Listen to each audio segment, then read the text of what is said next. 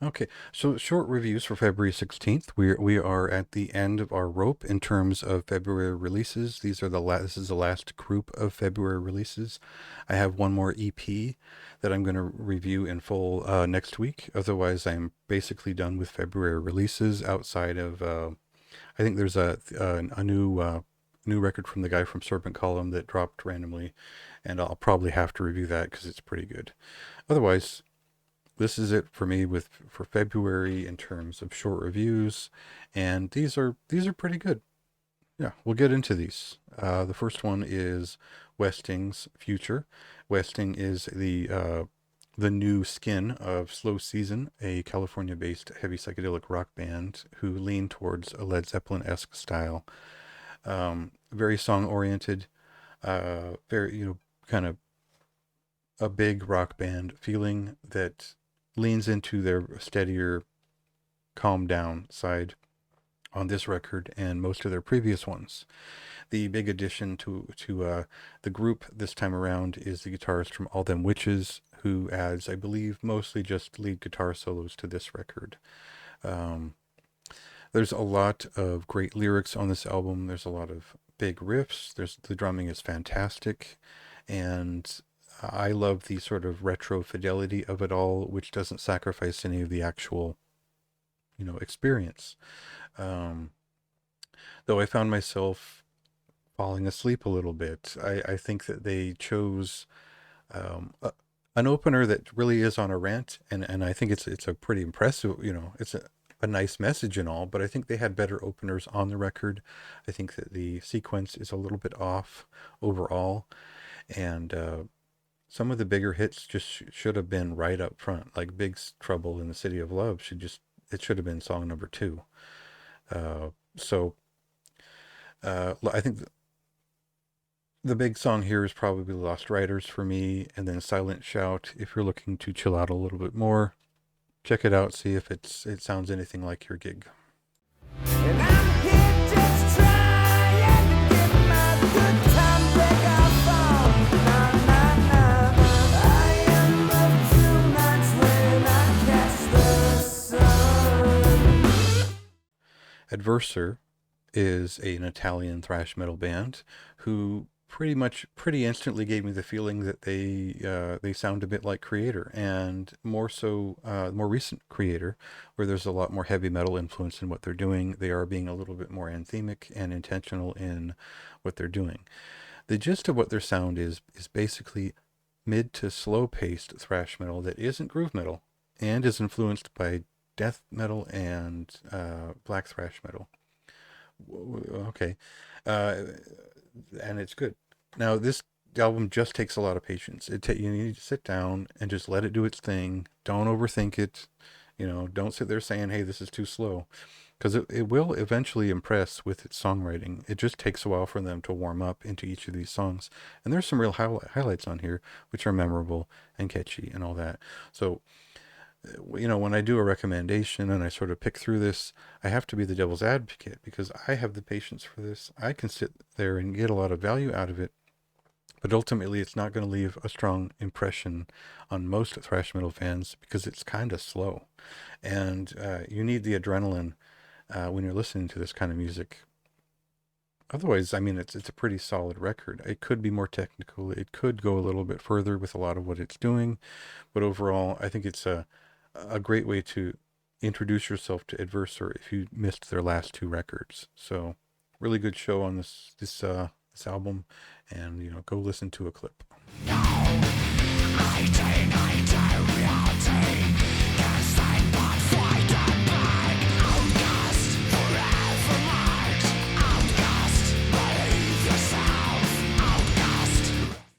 Satanica is a black death thrash band out of Rome, Italy, and Horde of Disgust is I think it's like their fifth or sixth album at this point, and it's been a while from what I remember. They were a little bit better known in the early, like 2010. They put out a bunch of EPs, and then they had a couple of albums after that. That was kind of their big ride till about, I don't know, 2014, 2017 or so.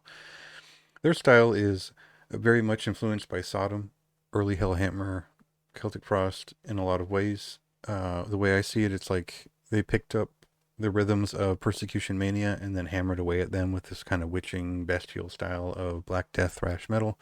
And this is a very raw, um, thrashing, aggressive record that has a distinct live feeling drum sound, very blunt and brutal riff craft, and it's just there aren't that many surprises on this record. It just kind of hits you, and it does a great job doing it. No need to complicate that whole message. It's just it's an old school extreme thrash metal record.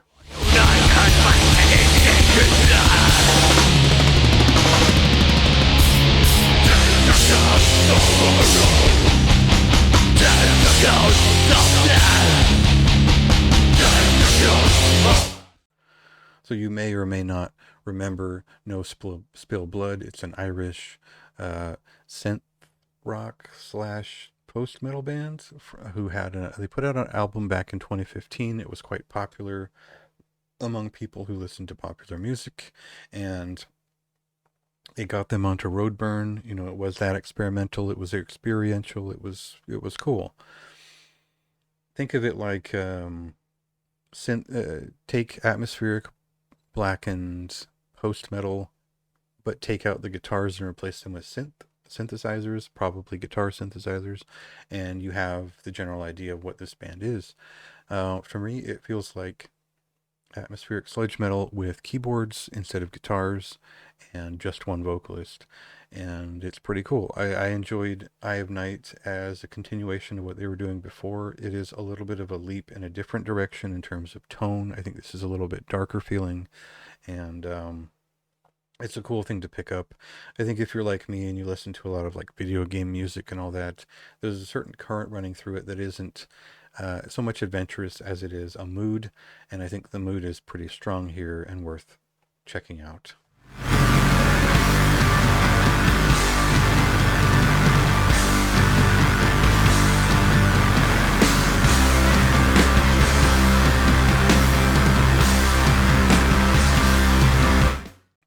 Tullus is a Norwegian black metal band, very much related to Cold and Sark, and most people tend to consider this band either a traditional black metal band or a black and roll band for their unique approach to it. They've been around since the early '90s, and really have been innovators in this style, which I think most people associate with Satyricon of a certain era, probably the early 2000s, whereas these guys were basically pulling this off quite a few years earlier.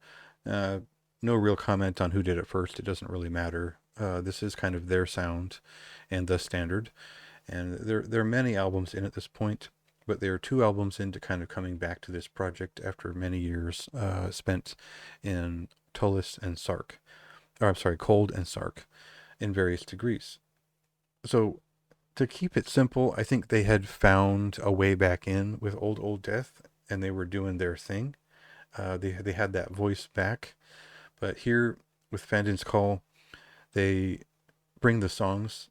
The songwriting has just improved in terms of uh, bringing it somewhere else.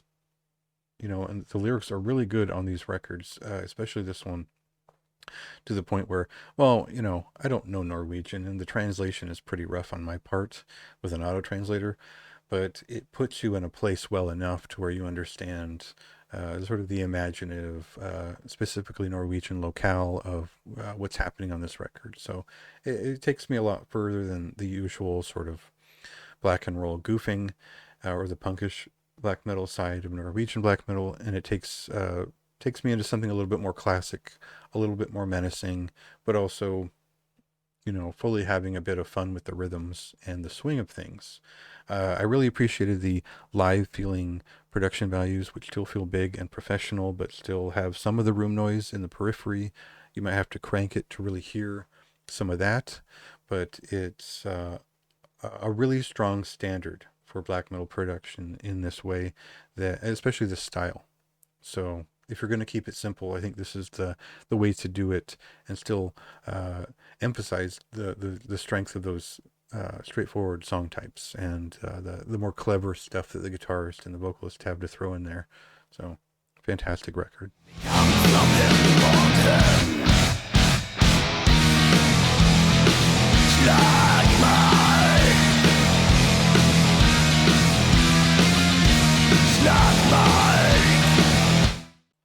So I know for a fact a lot of people are just absolutely going to hate this record because it is a challenge.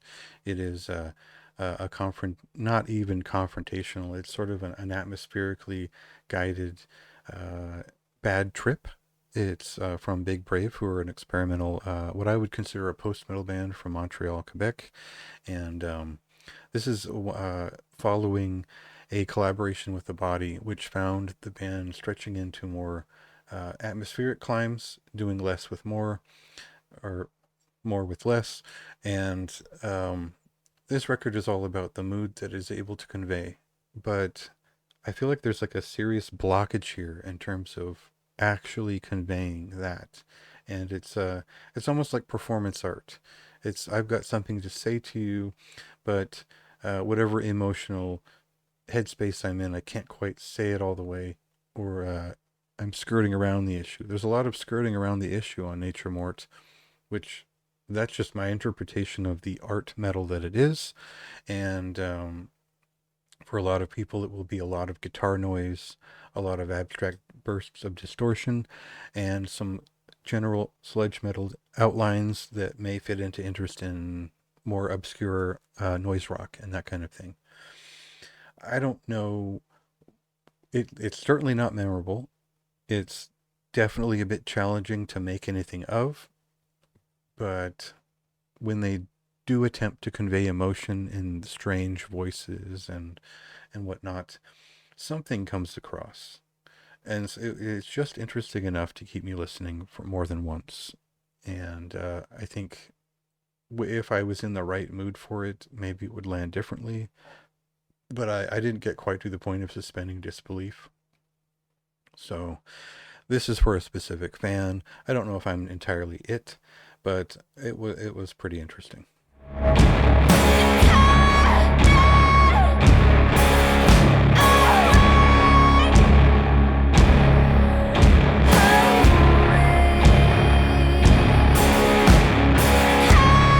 Sarcoptes is a Sacramento, California-based blackened death thrash metal band who, on this second album, they've definitely leaned into two things. One is over-the-top orchestration, which lends a sort of late '90s, early 2000s symphonic black metal affect to their sound, and which today I guess you would compare to something like Septic Flesh in terms of having a bit of death metal in there too, but none of the gothic affect that you might assume with that.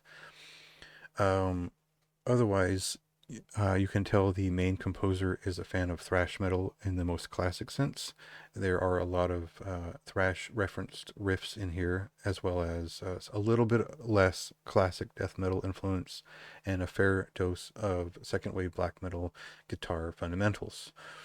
So where does that take me? Well, it takes me to United States black metal circa 2004, where most people were fucking sick of that shit, because there were a lot of bands that were doing the black thrash influenced stuff because Absu was probably popular at one point in the early 2000s.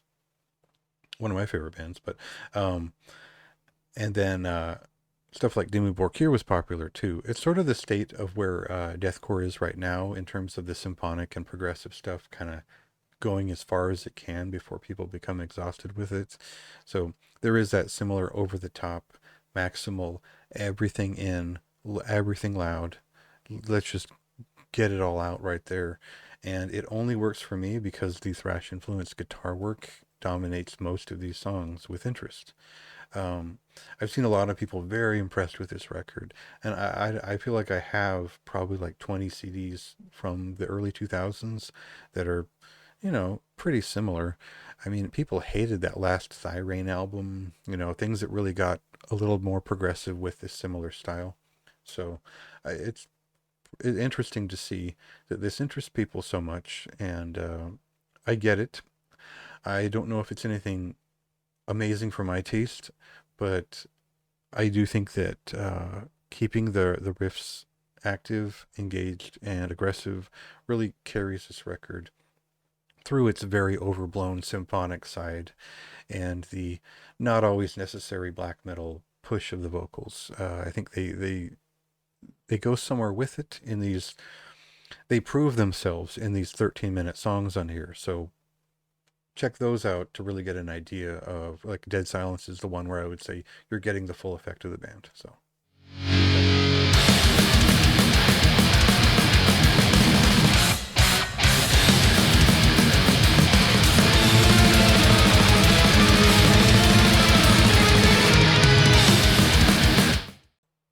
all right, Funeral Winds is a uh, Netherlands-born and now Czechia-based black metal artist who has been active since 1991.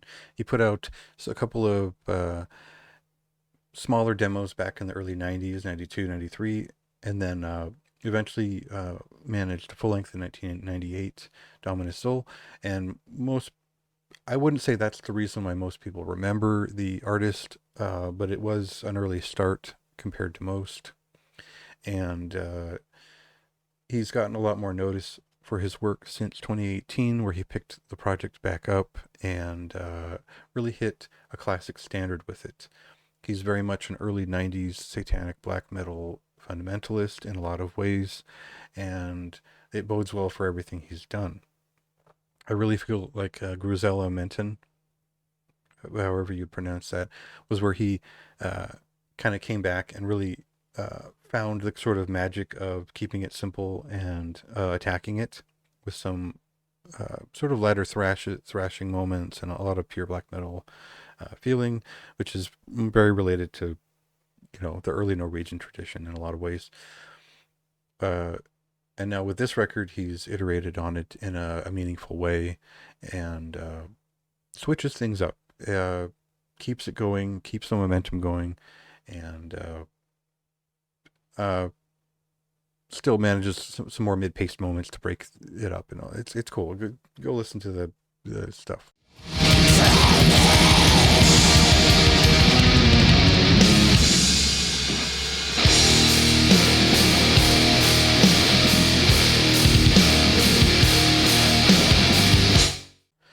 Bray is an atmospheric black metal collaboration between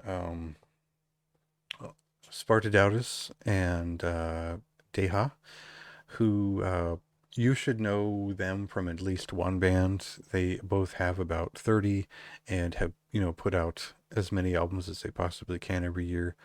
This specific band is a very obscured atmospheric black metal group or idea, which leans into ambiance very heavily through a lo-fi presentation. This one gets a moderate recommendation out of me because I just couldn't hear what was going on most of the time unless I cranked it the fuck up, and a lot of that relied on what I would consider echolocation, which is getting a sense of where the person hit the guitar by the shattered noise that it makes across the wall. It's very much a atmospheric experience of obscure shapes. And as cool as that is, and I've listened to a lot of black metal in this style over the last 10 years, they only really nail it in these two 20-minute songs when you can hear what the full band is doing. And there aren't that many of those moments. There are more in the second song, and there's a lot of more character in the end of the first song, which sort of sells the feeling. But it's the way I put it, it's sort of as if the first Summoning album or the Lugbers demo even was buried underground. It's cool. A lot of black metal sounds like that these days, but I don't know if I could recommend it to anyone who's not just stuck on that niche.